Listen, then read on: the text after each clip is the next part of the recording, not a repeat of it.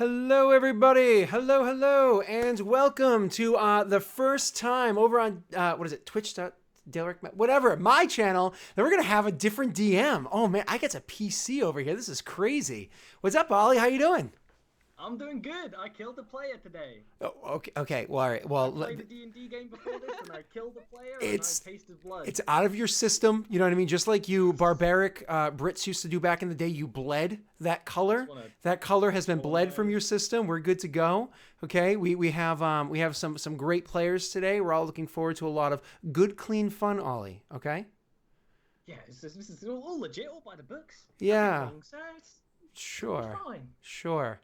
I'm a bit nervous, but okay. All right. So let's see. Today we're gonna have Ollie DMing a one shot over 2 days. I'm calling it a one shot because after one playthrough, it's done. So Ollie's gonna be DMing this. It's gonna be a lot of fun. All I know is my character. Other than that, I know nothing. So Ollie, why don't you take it away? Set the world for us. Let us know what we're into, so we can get into some Dungeons and Dragons. Okay. Yeah. Welcome to the world of Jarviskjir. You are in the city of Lichvale, a not suspicious name at all.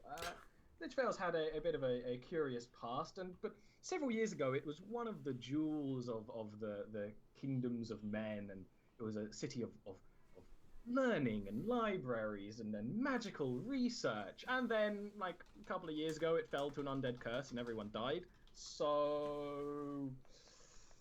But don't worry, the curse went away. Some adventurers went and they killed some bad guys and they fixed everything.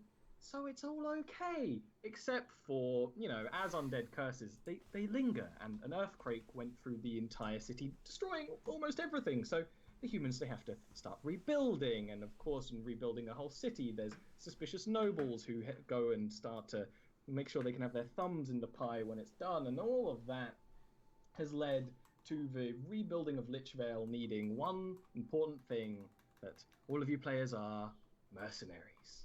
In Lichvale, in its tattered walls, in a muddy park, is a very strangely placed tavern made of wood, just sitting in the middle of the park next to a pond in the Thirst Quencher. And inside that tavern is all mercenaries who spend most of their time fighting undead when they just happen to, they just pop out the ground occasionally.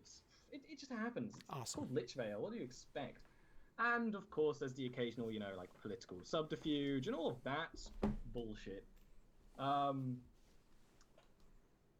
that's where we'll meet all of you who have known each other for about a week, because you ended up working together to vanquish an undead giant as it came out from one of the city's lakes. Yeah, I know I'm quiet. I can't do anything about that. That's Scott's job. So you all know each other for about a week. You're all sitting around a table working together. And by working together, I mean drinking a lot. And that's where we start off, where you can start introducing yourself as you celebrate. Well, if we're drinking a lot, I just have to say, I drink my whiskey neat. That is right. I drink it neat. For a half-elf? That's All right. right, why don't we start with you, Turnen? Describe yourself. Tell us a little bit about yourself. All right. So what he looks like, this man stands about 5'11".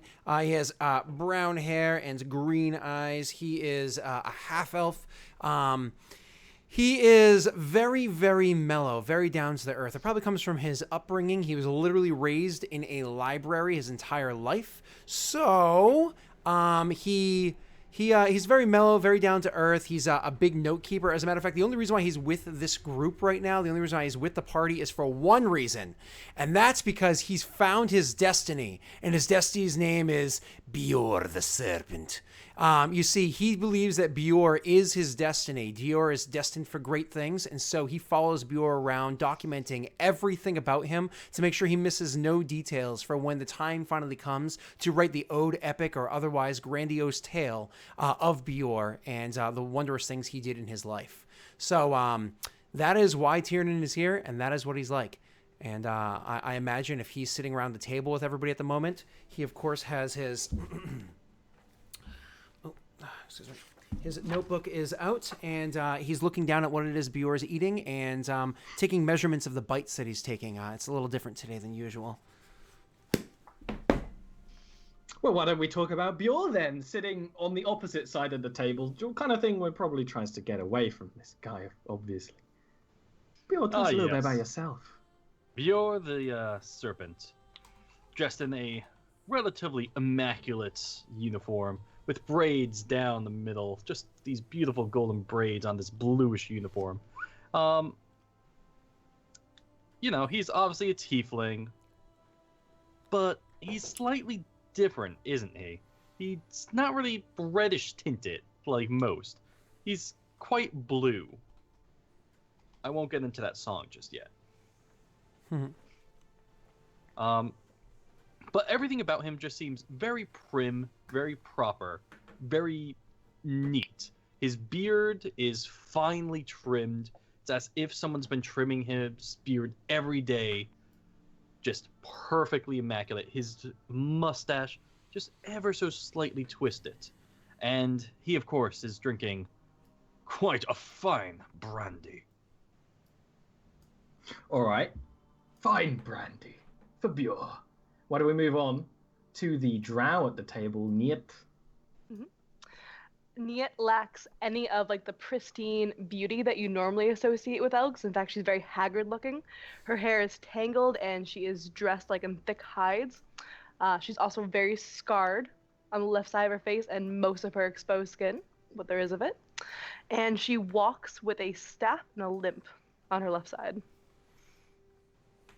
And then we've got Gadira, that some people may remember. After her adventures. What?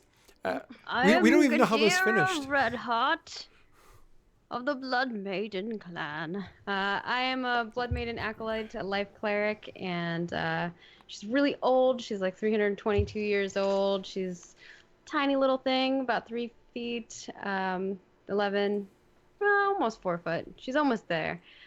She's blue-eyed. She has like light brown skin and really white hair, obviously, and it's curly, and she's got a beard, even though she is a female dwarf, although, she gets mistaken for males all the time, unfortunately. She's wearing chainmail. She's a hill dwarf. I forgot to mention that part. She's wearing chainmail, and she has a prayer wheel that's at her, like around her belt, and a holy symbol on her shield, as well as on her breastplate. And she also, it's like a sword that's got flames all around it, which is the symbol of the Blood Maidens.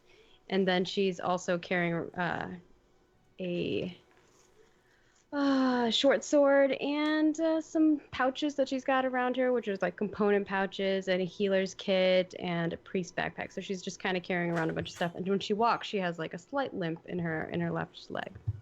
Which might be because of all the bags she's carrying. Yeah, she's got lots of bags. I should carry the old lady's bags. It'd be like nice. I know that'd be nice. I feel like nice she wouldn't. In the I feel like she wouldn't let somebody else carry it for her. Yeah, she's one of those people that's proud. like stubborn, and she's just like, "No, I got it, Sonny. Don't you try to say that I'm too old. I could whip your booty in 2 seconds." It's even better because we were discussing how in my other game, because this is all connected to my other game, that the dwarven the word "but" in dwarven means gentle. So can have fun with that. Whoa, what? There's just sitting around. That was good. They're just sitting around this table. There's someone missing. There's someone missing at this table. Someone who was with you for this week. Another dwarf by the name of Karen Brandholt. And there's even a drink waiting there for him. A nice tall ale. He's not been here for the last couple of days actually, and you've been expecting him because while you're waiting for jobs, you've just been hanging around in the tavern. That's what all the mercenaries do. You're not the only ones here by a long shot, and no one else hangs out in this tavern aside from the rock gnomes who serve at it. And he's just not there. It's a gnomish city in general. No, it's a Just the human city, tavern, gotcha, but this okay. tavern is run by rock gnomes. In particular, the bartender is pretty obvious because he walks with a heavy limp because he has a peg leg. Ollie, you're lucky I didn't roll much better stats. Otherwise, I would have remade in 5e Levantis at a very low level, and this could have gotten interesting. But you're lucky. I'm a relaxed person. All right. Cool. So I know that us sitting around the table, literally what I'm doing is I'm looking over at Bjor and just taking notes and occasionally asking him questions, just to set the tone for you, poor Frank. Throughout the course of the past week, I've asked you a plethora of questions. Now it's not like I'm like, okay, and this, okay, and this, and okay, and this. It's like there's a gap between each question because usually like I can literally say something along the lines of, oh, and what size shoe do you wear? And when you answer, I will write like 6 paragraphs about it. And then I'll ask you The another question. meanings and what the stars say about lots of things to write about. Mm-hmm. Absolutely. Yeah, I think Bjor would definitely answer most of your questions as long as they're not too personable or intrusive. He hasn't asked anything like that yet. That's what Bjor is currently fearing. He's very used to these journalists who come onto the field of battle and demand questions, not knowing their rightful place Bjor, back in the cities. I just want to make sure you understand. I am, of course, not a journalist, and I'm not here writing for a paper or any local news. I'm not. Yes, a chronicler of sorts. Yes. I'm here. I'm, of course, here to write the tale of your life and all the wonderful things that you'll do throughout it. So Bjor, please, spare me no details. Every little bit could well, it's going to be the song sung through the ages. Quite a long song at this point. Yeah. Quite a few volumes of book. Go ahead. So Bjor doesn't even answer you. He just takes a long drag of his brandy. Just like twirls it around and just like stares at you with these fogged over eyes after being asked all these questions. I'm of course more partial to seeing you engage in combat. The way it is you handle those adversaries you come across is far more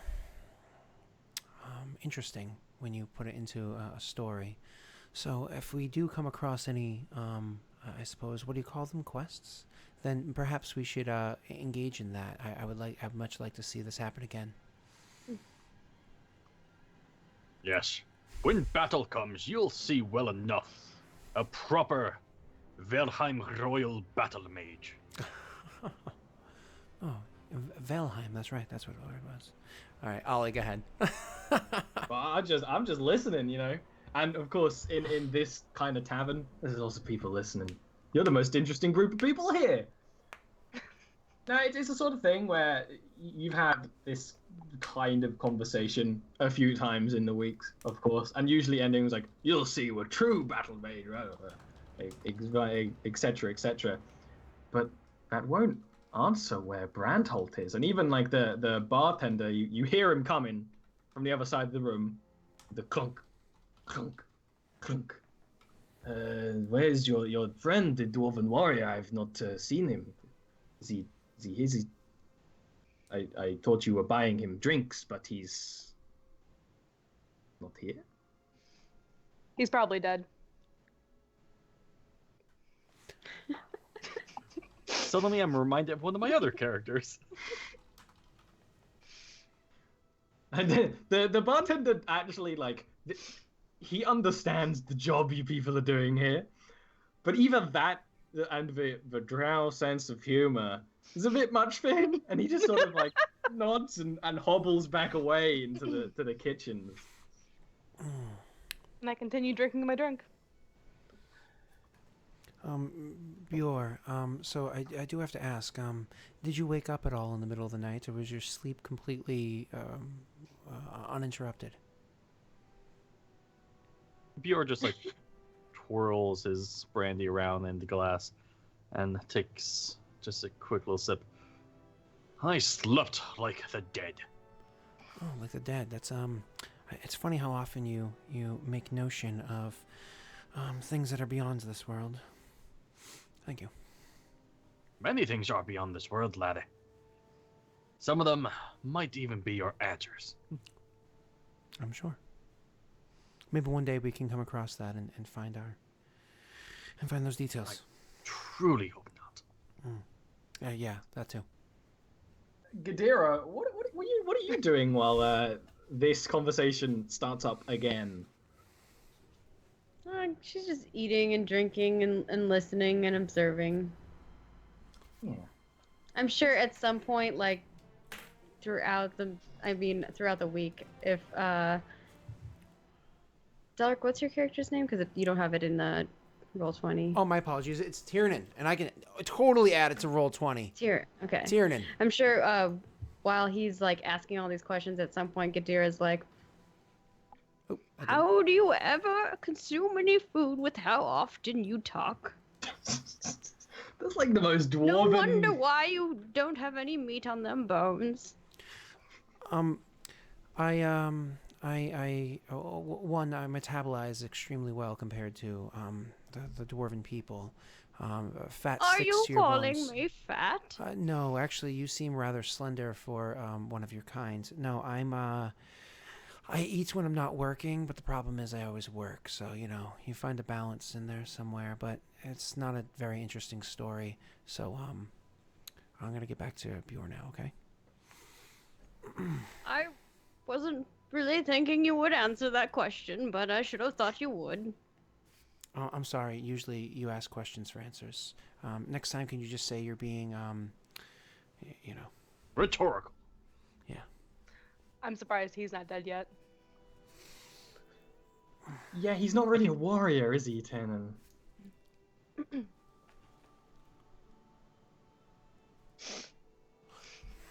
So the night does continue with much of the same. There's no jobs tonight. It's your work is ale and alcohol and eating a ridiculous amount of food. And these gnomes, they do know how to cook. I certainly hope all you mean counting the ale and alcohol and the ridiculous amounts of food that Bjor is consuming, okay? Exactly. Yeah, of course, okay, good. Caloric intake and all of He's that. not eating that much. How many times he goes to the bathroom? You gotta keep track of the privy motions as well. It's not just how many times, it's how long he's gone for. Go ahead. A human woman, enters the bar, and it's noticeable when someone enters the bar because of how warm it is in here and how cold it is outside, even though it's summer, because it's a town called Lichvale. But a human woman of nobility, but maybe middle-aged, sort of already silver hair and very sad-looking human woman who goes around looking around with a almost look of disappointment. If you were trying to understand what human emotions, anyway. Mm-hmm. I think I have a good reading of people. My insight is, I've got a good reading of people. It's just a -2. +2. Very. After walking around for 10 minutes, she notices you group in your table. That's all word. And heads over to the empty chair and doesn't sit in it, but looks at it. That's the chair Brandhold sits in, isn't it? Brandhold? Yes, I asked him to do a job for me in my house some days ago. I was hoping he'd be here and that he would have completed it, but he has not returned. What's your name? My name is Lady Doucette of House Doucette. Could you spell Doucette for me? I'm gonna give the party a look like I told you he was dead. Like not verbally saying, but like making eye contact with all of you. Yeah, no, Bjorn just looks at you with these relatively dead eyes from being asked all these questions and just gives you a slight nod. I don't have time to spell my name out for you. That is not what's important. What's important is what lingers in my family tomb. You're capable warriors, are you not? You look the sort, and her eyes look at this weird tiefling man, this old dwarven woman, this tiny little half-elf man, and this scarred and hobbled drow. And almost regrets her words, but she keeps talking. Whoa. Bjor is in a obviously military uniform. Bjor is the most adventure-y looking of all of you right now. Don't compare me to these. You do. rebels. You're for hire, aren't you? Your friend was. How much and where? Well, how much is depending on what you find, but my family tomb is on the outskirts of the city to the north, near the forests. So see, I have, and I assume you don't even care at all about what she's saying, the reasons, that doesn't matter. But she starts going, oh, my family, we suffered so many deaths during the tragedies that we need to bury them, but the tomb, the dead rise from it, and we have been unable to send in even hired hands into the structure, and even Brandholt did not return. I hired him. It was a simple contract, 150 gold pieces for him when he returned, with proof that the place was rid of all monstrosities and troublesome pests.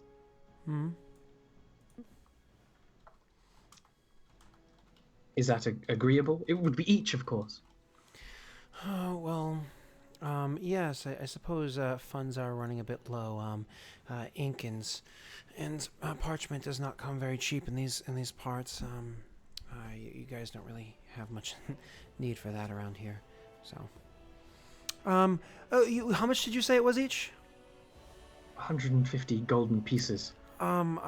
Yes, but we would of course be putting our lives at risk, yes? That is your profession, yes. I mean, it's supply and demand. You have a demand, and we can supply a means to.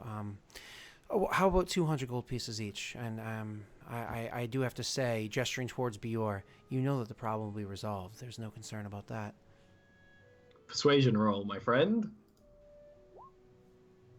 And of course, I rolled under a 10 for my first roll of the session. As a PC, I roll shitty. She looks at you and is like, I can move up to 160 gold, but you see, I was assuming that this problem would be solved by just one man. I did not expect to have to pay 3 mercenaries. Yeah, well, that's the problem when you go in hiring outside of your area of expertise. You tend to make foolish do-it-yourself mistakes. Things get more expensive that way. Either way, we don't need a lecture on that. We'll do it for the 160 gold if you can tell me a good merchant, to a binder or anybody that would have a know-how or a stock of ink and parchment. I don't believe anywhere left in the city has ink and parchment. There are much more pressing issues that. When this place is rebuilt, I'm sure you'll have all the pleasantries. Until then, you could easily send a messenger boy to gather what you need. This is not the concern. I turn to the other 3. Is 160 gold pieces for each of you agreeable? Is anybody in the party actually listening to him when he speaks? No. Yeah, I think Bjor might be having a conversation with Gadira or Rin, just while Tinian, or what's your name? Tiernan. Tiernan. Niet asked how much and where, and when she started going to this whole spiel, I just turned away and went back to my beverage. Yeah, they all kind of just went back to what they were doing. And this woman there's is maybe a checkers game going on. Yeah. Oh goodness. Gadira is actually listening to the lady, not so much to. Is it Tiemann or Timon? Tiernan. Tyrnan. Tiernan. Have something hard to Tiernan. pronounce. Okay, sorry. It looks No, like no, an it's M. fine. No, it's cool. My old eyes can't see that far away. Yeah, it's like the maimed god. And she's been listening, and so she's actually going to address the lady and not care so much about the money, because that doesn't concern Gadira as much. Well, what kind of pests? How many? I do not know how many, but numerous in our family have been buried there in the far more ancient times of Lichvale. and I know for a fact that the skeletons are starting to walk and take up arms. I do not know what delves there, but you're mercenaries, right? I've read in books and stories that there is all usually something Yes, but conjuring. just because someone's a mercenary doesn't mean they go in blind. You see, knowing what enemy you're up against lets you prepare. I like to be prepared, would you not? How many of these sightings of people walking, the undead walking, have you heard? And this is like too much for her. She's being yelled at by Gadira is some high stress situation, and she's like, I do not know off the top of my head. There have been these two sightings of. Excuse me. Oh, she's not Could yelling. She's know, just talking but to her. still. Yeah. Could you just sit down, take my seat, and I'll stand out and pull my chair out and gesture for her to take my seat. Yeah, she does. She's that kind of noble that almost expected that kind of thing, actually. So I push the chair in for her, and I'll say, it seems like this is going to take a moment. So you gather your thoughts and your breath for a second, and continue. I'll get refreshments for everybody. But first, and I stop for a second, and I quickly cast a spell. And the spell that I cast is actually going to be Unseen Servant. And immediately after I cast Unseen Servant, it is going to pick up both the quill and the notebook that I was using, which is not the notebook I keep the notes of Bjorn in. And he's going to immediately start taking notes of what she says while I go and refill all of our refreshments. Okay. She takes a few breaths to recover, and then talks directly to Gadira now at this point. The skeletons. They've seen skeletons long. We've seen these happening when the plague continued, when the undead curse continued. But now that it's lifted, the skeletons still move, and strange sightings. The grass is warped and twisted, and no one has gone far enough into the tomb to see any more. But you hear grumblings, roarings from outside, even like a large beast. Lord Beast? You Have you can heard tell any from her. reincantations of this rumbling? Perhaps we can find a similar rumbling of sorts. You can tell from talking to her that this may not be first-hand accounts, but even then she's spooked by it, just by the concept. She's clearly not the kind of noble that goes off on adventures. But she does give you the proper directions there, and it's very easy to get to. It's outside of the city somewhat. Okay. She doesn't know much more about that. Just I heard the people have been hearing beast, the noise of a grand beast deep below the ground. I know the tomb is downward; it goes far down into the earth, but I know little more on it. Alrighty then. Any of these other people? Do you know their names, the ones who have heard the rumblings? Yes. One of the servants of our house, and servant is the incorrect word. It is almost too impolite. He's very, very loyal. His name is Tollywag, and he serves for us. He is in this city. You'll be able to find him at the where I am. I can take you to him if you want to hear a first-hand account. I think that would be helpful, don't you think? And she looks at the other two at the table. Yes. That would be indeed quite helpful. I'll come walking back over and just take the notebook out of the unseen servant's hand and try to kind of read to catch up on what was being said. And then put the drinks down so everybody can grab their own goblet or whatever. Gadira grabs one of the drinks and starts drinking it. So you probably you take time to you got to drink the drinks. I mean, turn and bought them. You can't let drinks be wasted before you go with her to speak to Tollywag. Yeah, we'll be along. Are you gonna wait here for us, or should we? I will take you to him. I didn't get you a drink. Are you capable? Capable of. I will get you a drink as well. And I turn around and walk away. and that's like even a little weird to her. But I can take you to him. He should know the specifics, the details.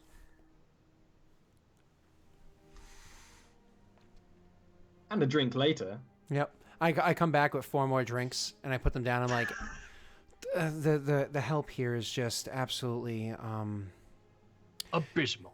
yeah. Well, here's a beverage for you, and I make sure that I give her my drink because I definitely didn't need another one. So I hope she certainly likes whatever Scotch whiskey, since Scotland isn't there.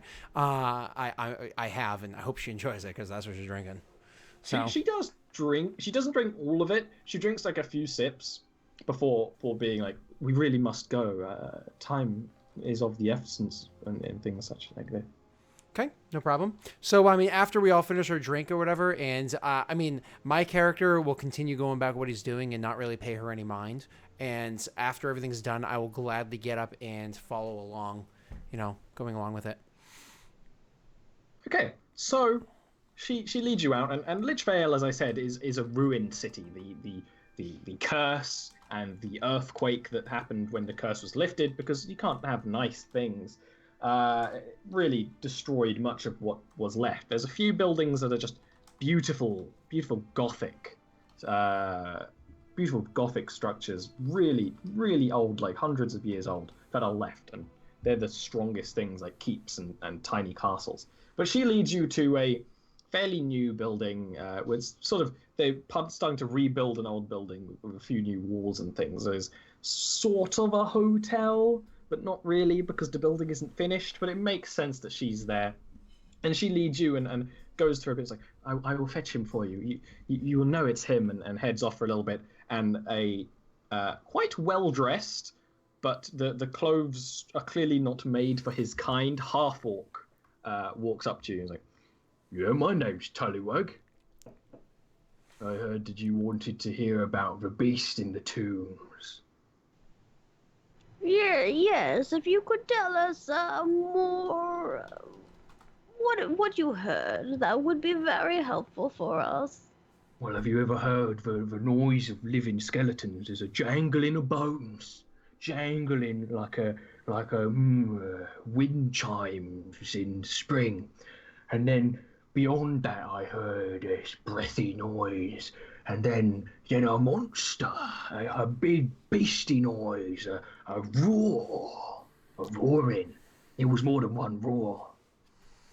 Deep underground, Could you try to make the sound? It might make me faint of heart, miss, but I can do it. Yes, ma'am. Actually, on second thought, thank you for your attempt. That was wonderful. Could you describe It's exactly the sound what for it me? sounded like. Yeah, I'm sure it was. So hold on. Let me just make sure I get this correct for you. And I'm actually going to cast a minor illusion and try to emulate to the best of my ability the sound that he made just now and watch his facial expressions.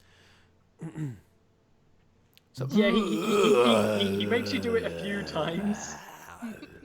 Yeah, he makes you do it a few times. Like, no. I like to imagine that Gadir is doing this also with thaumaturgy, and they're Yes! both like slowly trying to like compare. he's doing an example, and then she's like, no, maybe it was more like this. No, it sounded more like a dissonance in one's mind. No, it sounded more like the feeling of a good book. It's like, it gives you the most I know. useless Oh, descriptions. Besides the Tynan understands that one. And so on top of like just trying to emulate this and working with Gadira back and forth and like a good book, yes, and going back and forth and trying to figure it out. Part of my method of making sure we hit it right is reading his expressions and insight check if you care to, and make sure that I get it as accurate as possible to the point where this detail is probably not important, but I'm like a perfectionist. You just want to do it. I just want to make sure I have it perfect.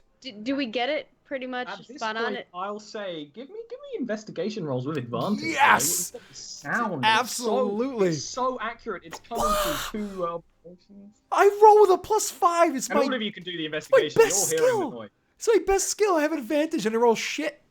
Ugh.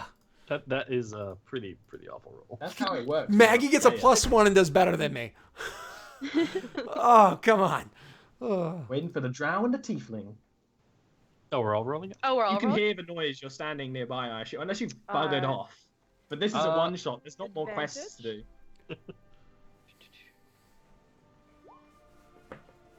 Oh.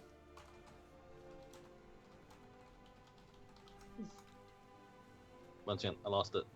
I found it. There you go. Yeah, that's No, that's intimidation. intimidation. Good job. Good job. Bjorn is not Oh, very God dang smart. it. Now I've seen people do Bjorn. perception, persuasion. I've never seen investigation, intimidation. Well, you That's know. a new one.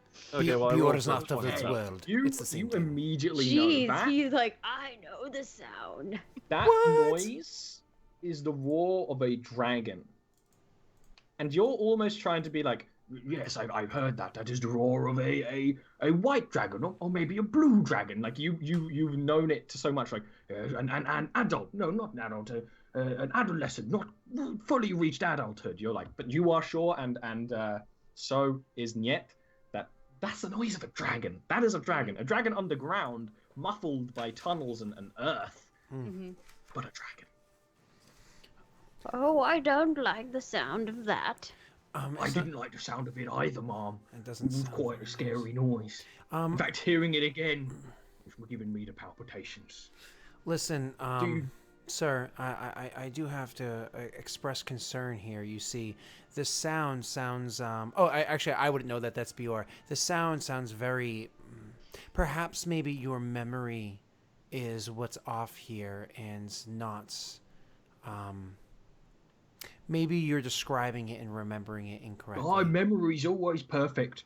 You know what they said over in the Doucette household, that Tullywag never forgets. Mhm. I can remember what Lady Doucette had for breakfast when she was but 5 summers old. It was ham. It was always a slice of ham. She wouldn't accept anything else, sir.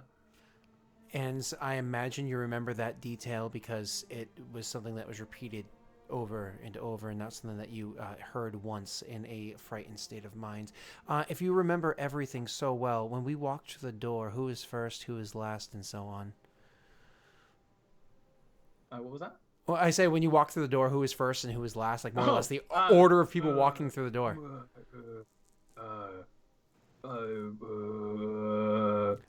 Do you need me for anything else, sir? I've done what you've required.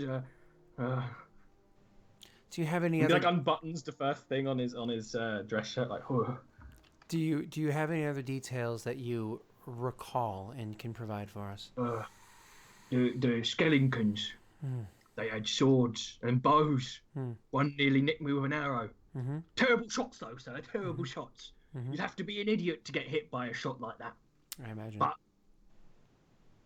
they had weapons. We were weaponized. Maybe they'd unionized too, but I wouldn't know anything about that.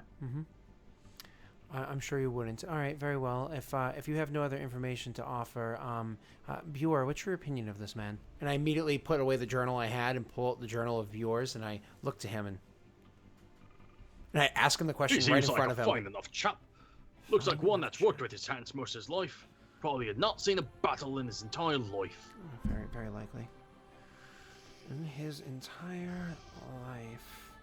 And then infliction.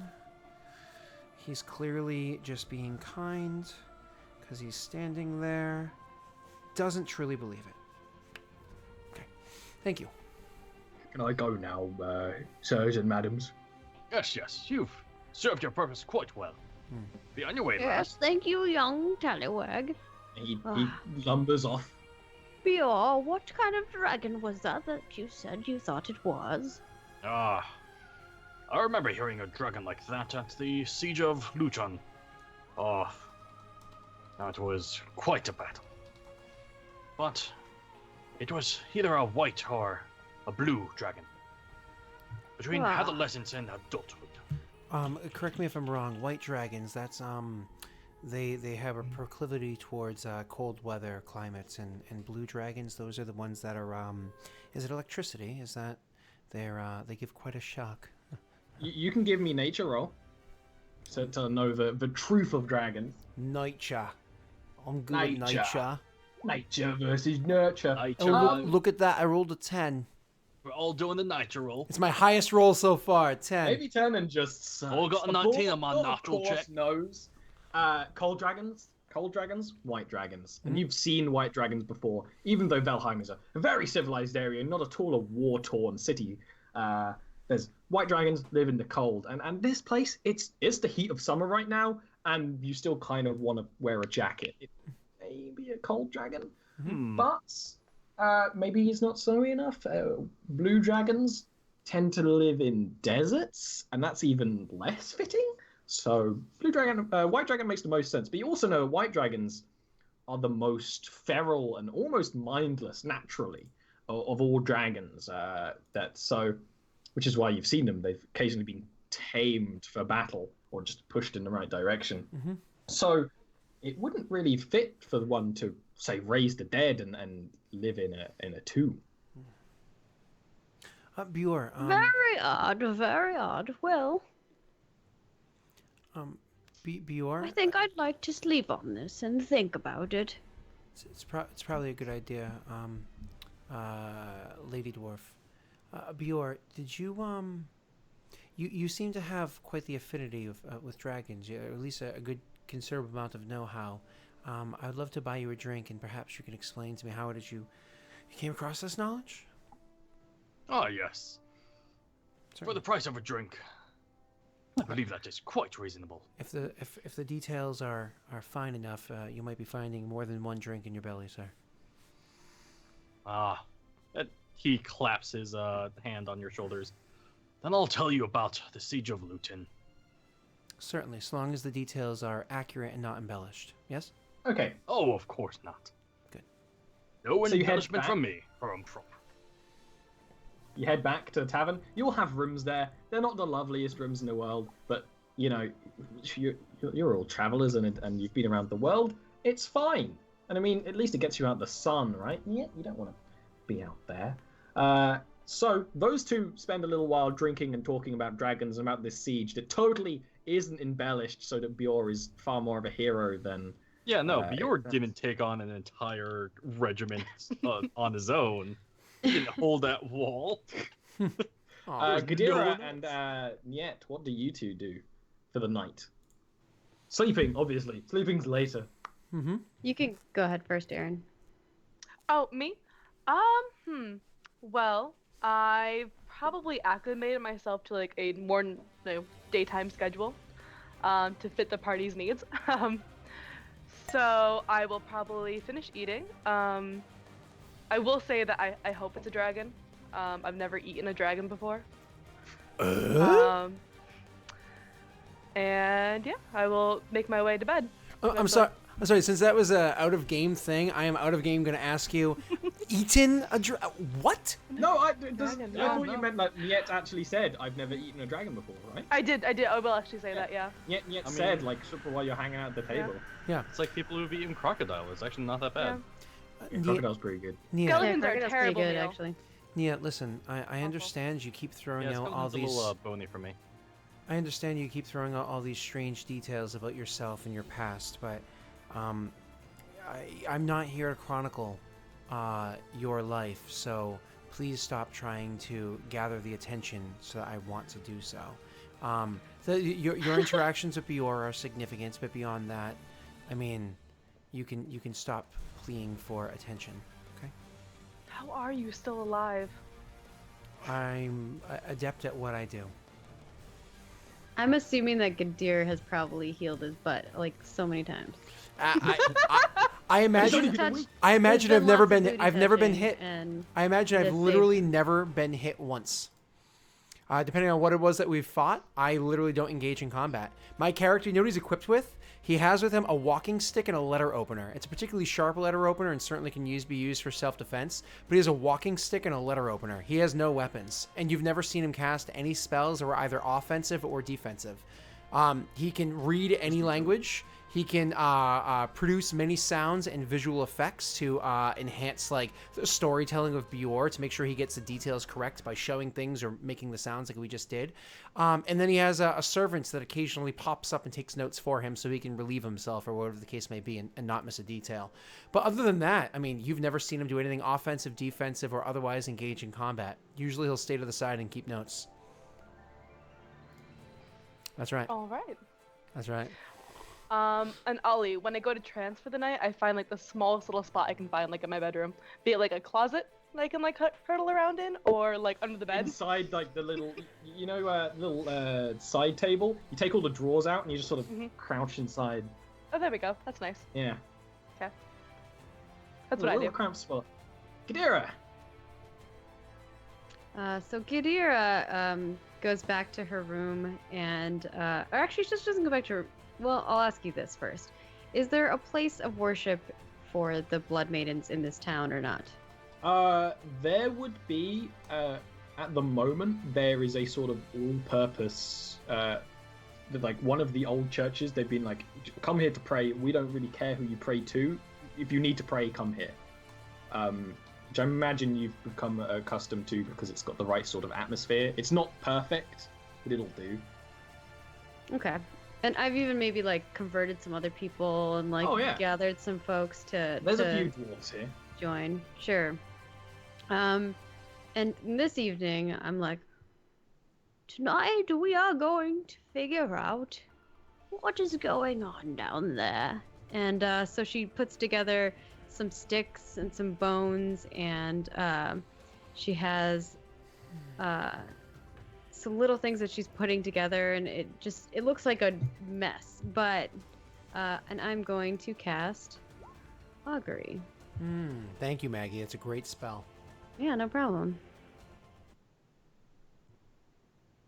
I've never seen that spell used before. What? Oh, man. Woo! Really, it's like one of my favorite spells. Get to do stuff.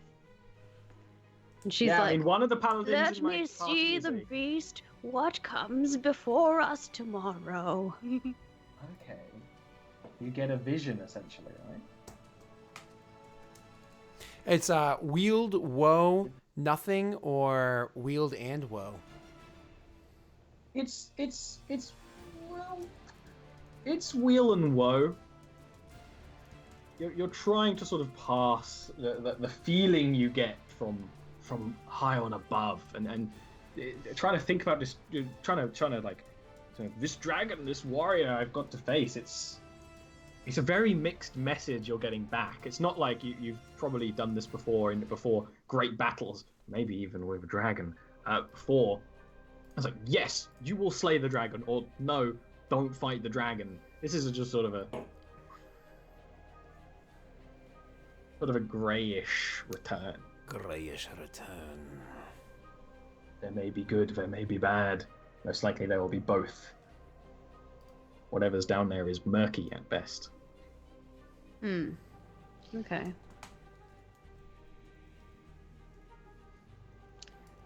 So, I guess I'm just gonna ask one more question just to make sure I understand this. If we go down there, I feel like there will be some good things that could happen and some bad things. So that's all I got. Yeah. Okay. And it's almost more like the message you're getting through is the good old-fashioned things are not as simple as they seem. You've got this kind of message before. Okay. Okay. Oh, I see. Well, I've seen this before. Tomorrow will be quite an adventure. Yeah. That's the best way of wording it. Yeah, she takes her little pouch and she starts scooping all of the bones and everything else that she had in there, and she puts it in there and she ties the knot and puts it back on her belt. And then she goes over to like this makeshift thing that she's kind of made to be a what do you call them? Why am I not losing my memory? I'm getting old myself here. It's like a shrine. There we go. A shrine. Yeah, shrine. She's made like this little shrine to the Blood Maiden, and she goes forward saying a bunch of prayers, and she's like, all right, to like the newer folks. Yeah, and there's a couple of people pray with you. and trying to help them along with the words. Yeah, especially the one or two who aren't dwarves and they're trying to pray in dwarvish and they just don't. Oh, and it's fine. Yeah, she's like, no, it's like she like helps them with the words and pronounces it's but. Yeah, that's perfect. You know. Was that in front of us, Maggie, or did you do that alone in your room? No, I'm Church. at the church. Okay. My apologies. So we would not have seen that happen. Okay. Unless you were joining No, me. absolutely not. Not going to a dwarven church. No. So now, if I remember correctly, she's having us retrieve something from her place, right? Not retrieve anything. Just there's pests. Pests, maybe skeletons. Okay. So we're There just are the pests. clearing it out. Mm-hmm. Gotcha. Okay, not a problem. Thank you very much. Good old clear. I suppose I don't know what hour of the night it is. Could you? Right now, it's sort of 10 or 11 where a lot of people are going to sleep, but because you're drinking and talking, you're totally fine to stay up longer. So regular people are asleep, but us adventurers are still up and Yeah, living the the first modern quencher, lifestyle. the lights never go out. Yeah, of course. So it's inappropriately late, and I will eventually, with my conversation kind of having run dry with Bior, I will leave the unseen servants behind to take all the more innocuous, detailed notes there, and I will actually separate, like, kind of bid him farewell and tell him I'll see him in the morning or whatever, and I will head to that woman's house, to her abode, and tap on inappropriately late on her door. It's even better because she's at like a hotel right now, Wherever it is. Where there's maybe a couple of people around, because there's stuff to talk about, and you knock for a while, and then there's a little bit of noise where she comes out with like a cloak around her, and is like, yes, the half elf from the mercenaries tavern. Yes. And you're the human also from the same tavern. Is mentioning race when you see somebody an appropriate thing to do? What do you need of me? We're going through this tomb, and we're going to be handling the problems that you have down there, but I imagine there's a heart or center or maybe a place of significance down there that bears more meaning to you than the rest of the tomb? Or is it just a general respect of your family? Give me a persuasion roll. Absolutely. Come on, Scott. And depending on how good this persuasion roll is, you might want to follow it up with an insight roll. Don't suck. I mean, that's good enough. That's the sort of thing where you 14. might have caught her while you might have woken her up and she's groggy, so probably is a little more loose-lipped than normal. And like, yes, I know there's a secret sanctum under the tomb that is of great importance. And I know it's important, and I fear the worst of the undead cult that has affected this city for so long. I fear that sanctum has been related. And Ternan, you can give me like a history roll with advantage. Sure. Because you read the news, you keep up with the Jarviskjir Gazette, that this place was cursed by a cult to some god of death. You're pretty sure it's like Orcus or something, but this cult cursed the city. And Pudungev, what she says is like, oh, if there's a secret sanctum, maybe there are still people in the cult working on it. So with all the things that have gone on, and I suppose maybe even will go on with this tomb and those related to it, I imagine they're not just interested in the bodies. They're grave robbers of sorts. Was anything of significance procured from your family's heirlooms? I also imagine your family were buried with prized possessions and not just an outfit. There are riches. There are riches. Anything in particular that may have been stolen, or you believe may have been stolen? Something that would be prized? There is. And she's actually at that time like sort of shakes her head and is like, this is irrelevant conversation, mercenary. Listen, I am not It's time of night. Did you hire me to do a job, or did you hire me to name my race and toss insults at me? I hired you to do a job, but Then perhaps you should let me do the job. Could you please answer the question?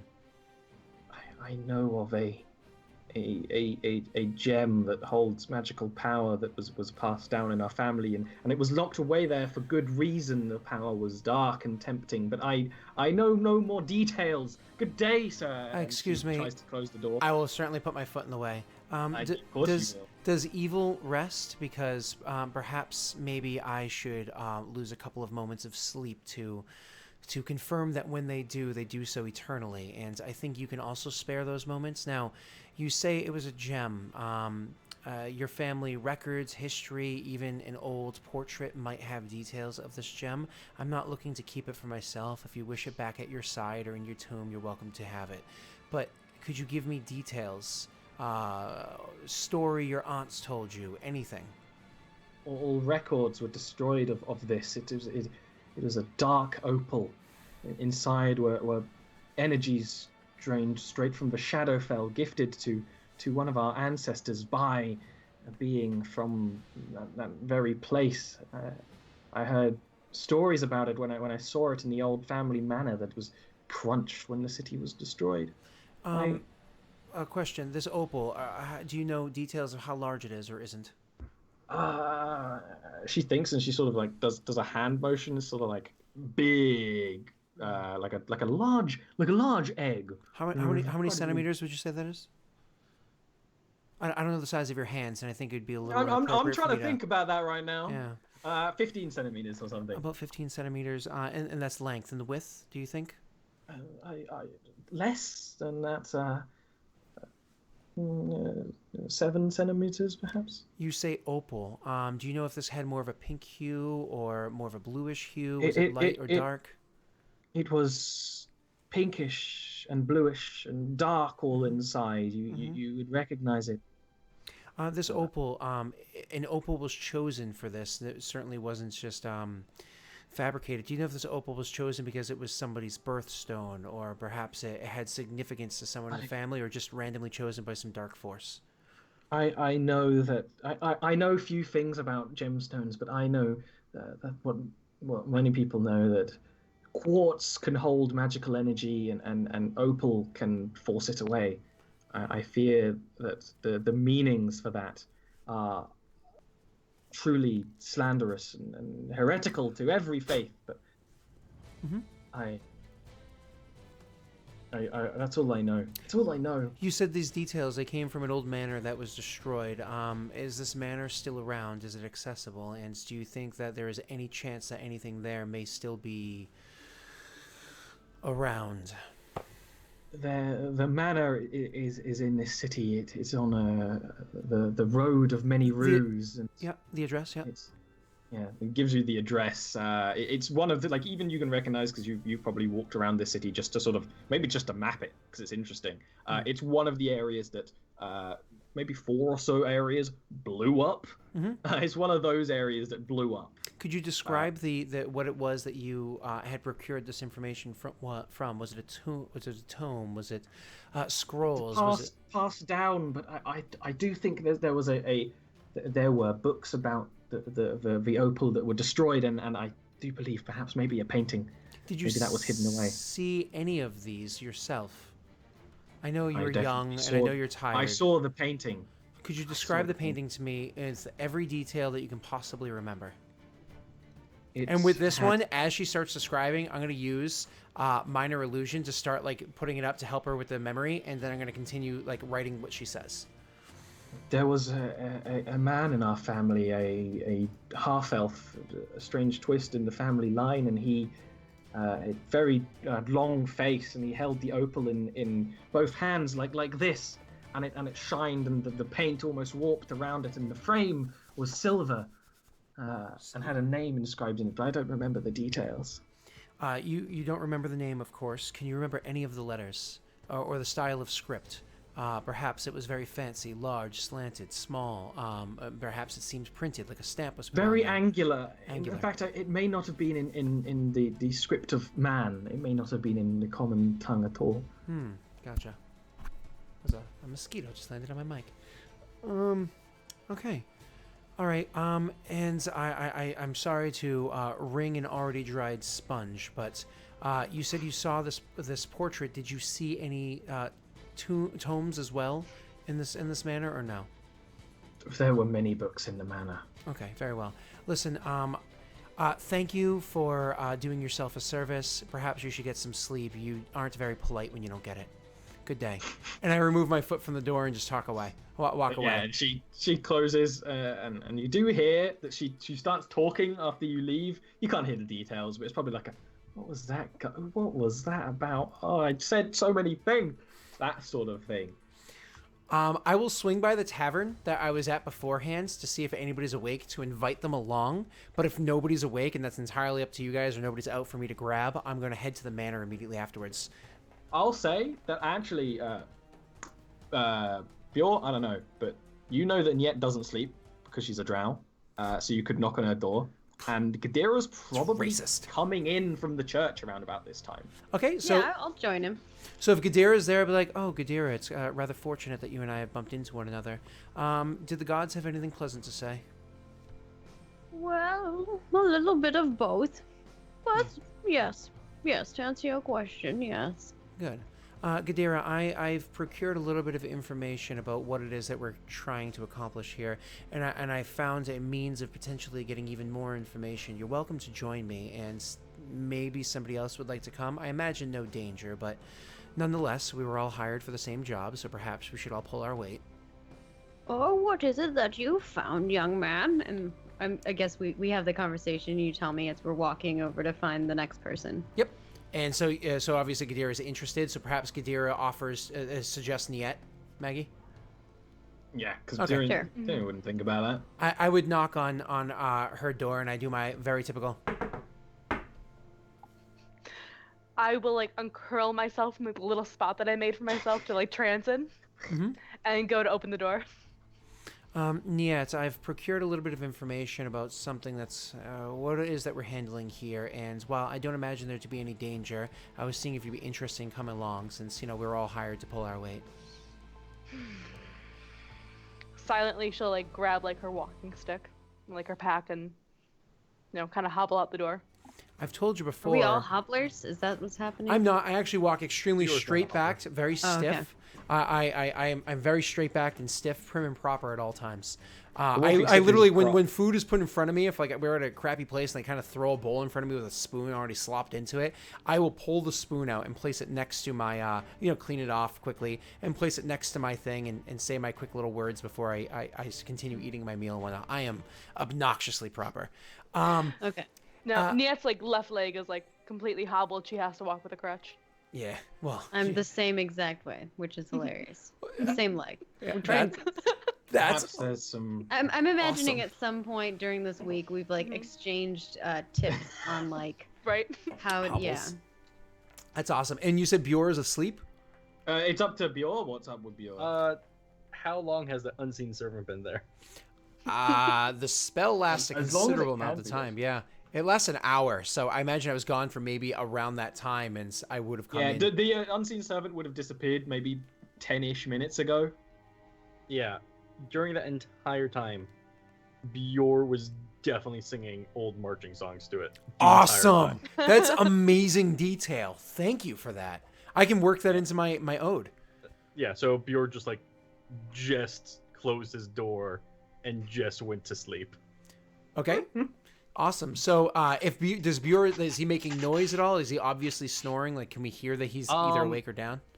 No, he's not snoring, but like, if you knock on his door and you like really listen, you hear the faint noise of like a fife and drum playing. Mm-hmm. Because he casts mirror image and he's playing as best he can with mirror image an old song. It's just kind of muffled sounding. I will stop by his door and pull out that all too familiar notebook in front of the two of you ladies and start like writing down details and kind of like after a few moments absentmindedly kind of like say to the two of you, but not really two of you, but to you, saying like, it seems like he might be down for the night again. So should we bother him or should we leave him? I mean, the spell only lasts until he actually falls asleep. Yeah. Well, we walked all the way over here. I mean, are we waking him up or are He's we like not? 4 or 5. I will go Yeah, I over was and gonna wake say. him up, I was gonna say, shake him awake. I imagine the walk is difficult. And so you like literally just walk into his door and go shake him. Okay. Take him away. Yeah. Awesome. When you do that, I immediately fall on the door behind you, and I am Wait. Oh no. furiously his door's writing. locked. Like, Is there? going flat up. Do we have locks Are on there our doors, locks on the Ollie? door? You do. You do. Okay. Okay. Yeah, the door's definitely locked. One of you has a key. Like the But there's a reason behind it. first venture is a I very totally good. open the door, and it's locked, and I kind of just shrug at you. That answers that. Maybe she can break into the door. You don't know. I mean, would that be a wise decision? No. This is a fine establishment, ma'am. I feel like this may be the same tavern where there was a massive party fight in one of my other games over breaking into someone's room. So, go ahead. So I kind of just turn to you and shrug. It's locked. Then perhaps we should leave him be and continue without him. If there are no, does anybody disagree with me? I mean, nobody's going to knock on the door? Gadir just knocks on the door. You guys are fine with bursting into Gadir is the gonna room, knock but the door. nobody Knock wants on the to door. She's like, you you're both having this conversation. She's like, the door's locked, and you're like, well, then maybe we should go. And Gadir's like, well, Listen. isn't the door always locked? I don't understand you young whippersnappers these days. And A man of destiny. She's like, gives a good old fashioned nod. As she's knocking, Like, I'll be how like, hard a to man of knock? destiny needs his sleep there, Gadira. Wait. At young Well, then why whippersnapper- did we walk all the way over here Ollie. if we weren't gonna wake him up? I will openly gesture at the few doors down that we walked, like, and make this face like, what is the matter with you? But then I'm just gonna stare at your leg for a few seconds awkwardly as Bior like responds and opens the door or whatever he does, and then just kind of like, Bior. Oh, no, you guys hear like a definite like Bjor falling out of the bed, the fife and drum stopping, and like a firebolt hitting the door as he wakes up. And he like rushes to the door. He's not in his uniform anymore. He's still in the gray gold pants, and he just like you hear the thing unhinge, and he just opens it up and just like looks at you with crazed eyes, and then immediately calms down. Okay. I'd also like to add that Niet definitely gave Gadira a look at young whippersnappers, didn't she? Yeah, no, I definitely did. And actually, how can I discern like how old she is? I'm Yeah, why 300 don't you two just like actually say your age? Just I'm so 322 years old. I didn't pick an age for it yet, but I know she is close to fading. So Ollie, what do you think that Oh is? yeah, if you're close to fading, you're in like 700, 800. Yeah. You're old. so- Okay, well, I wouldn't have made that comment then if I knew that. it might be hard for would you to tell, though. know the age of a Yeah. drow?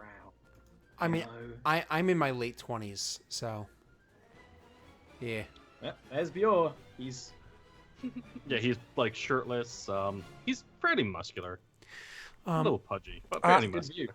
I imagine that it's very rare I see him shirtless, so I immediately start sketching out details of him as I'm kind of like looking at his body and sketching out details. And I'm like, Bjor, we are going off to procure some information about this thing that we were hired for, and I was wondering if you'd like to come along. And I don't expect any danger, but we're all hired to do a job, so I figured I'd offer. No, the left one's a little more hairy. Oh, actually, Gadira. Oh no, good eye. he has like Good no eye. hair on his chest. Yeah, but there's more hairy. One hair, I saw it. Yeah, it's more hairy. Yeah, no. One squiggly line. It's like Homer's head. I just look at Bjor like this is fucking weird, and you know it.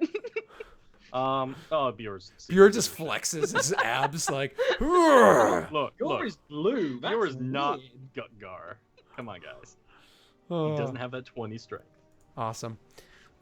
And so does Bjorn agree to come with us? Yeah, Bjor just like puts his hand up, closes the door. You like hear him, and just like he puts his shirt on, he pulls his suspenders up, he puts his over uniform coat on. Yeah. He doesn't button it up, but he goes out with you. Okay. Then with that, why don't we take our first break? Come back in a few minutes. Take our first break right now, and when we come back, we'll head our way down to that manor or whatever Ollie chooses to do to make our lives difficult. Okay. Oh, I can't wait. Awesome. I'm gonna kill so many skeletons. So I'm we'll gonna eat all the Or I'm gonna chicken. die. Either one. we'll see y'all shortly. See you soon.